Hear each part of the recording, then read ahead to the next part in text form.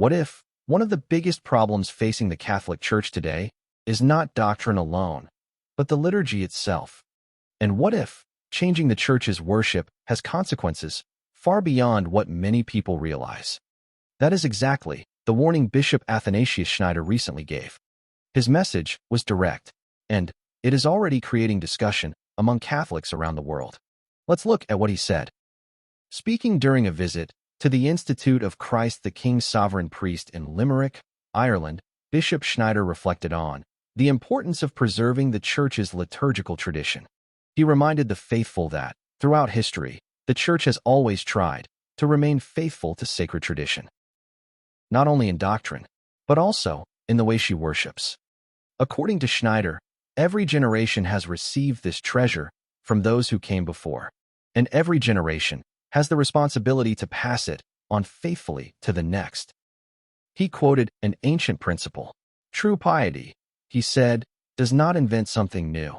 Instead, it faithfully hands on what has already been received. In his words, our duty is not to lead religion wherever we want. Our duty is to follow where religion itself leads. He encouraged Catholics to preserve what previous generations entrusted to them. Bishop Schneider is well known for speaking openly about important issues in both the Church and society. He regularly celebrates both the Novus Ordo and the traditional Latin Mass. At the same time, he has become one of today's most recognized supporters of the Church's older liturgical tradition. During his homily, he drew on the writings of several popes and respected liturgical scholars. He explained that public worship has always been deeply connected to tradition. According to him, authentic liturgy follows forms that have already been handed down through divine authority and the experience of previous generations.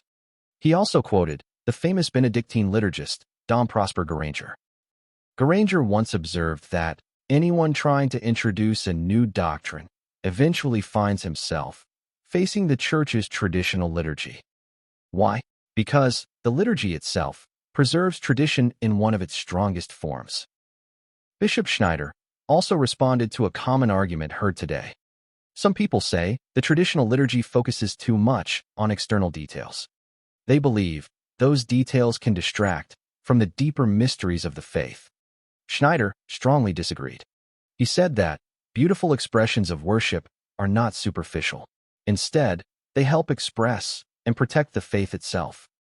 He suggested that dismissing those elements overlooks the important role beauty has always played in Catholic worship. His recent comments also come during an important moment in the Church.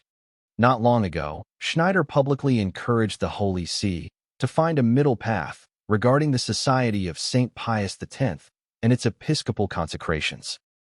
Earlier, while serving as an apostolic visitor to the SSPX during Pope Francis' pontificate, he had first-hand experience with the society. He has also shared details about a private meeting with Pope Leo XIV last December. During that conversation, Schneider encouraged the Pope to address the continuing debate surrounding the traditional Latin Mass. He suggested issuing a new document that would bring a broader resolution to the issue, independent of previous motu proprios. According to Schneider, such a step could help restore justice and peace within the Church.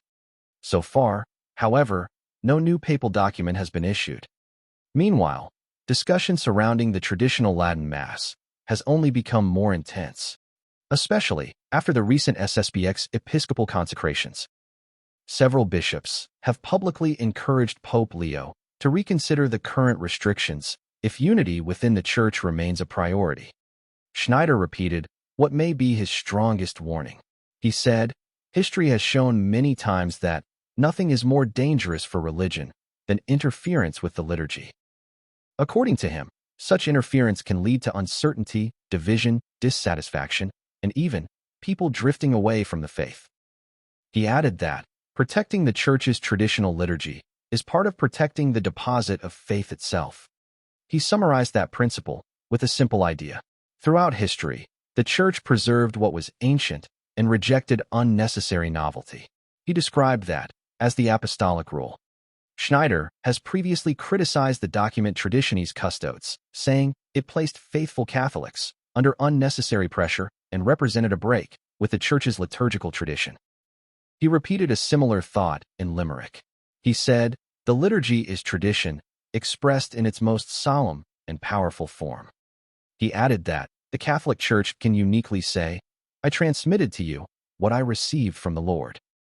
His remarks also come shortly after Cardinal Arthur Roche stated that Pope Leo XIV has no plans to relax the current Latin Mass restrictions. At the same time, questions continue to circulate because Pope Leo reportedly encouraged the French bishops to be generous toward Catholics attached to the older form of the Mass. For now, no official change has been announced, but the discussion continues.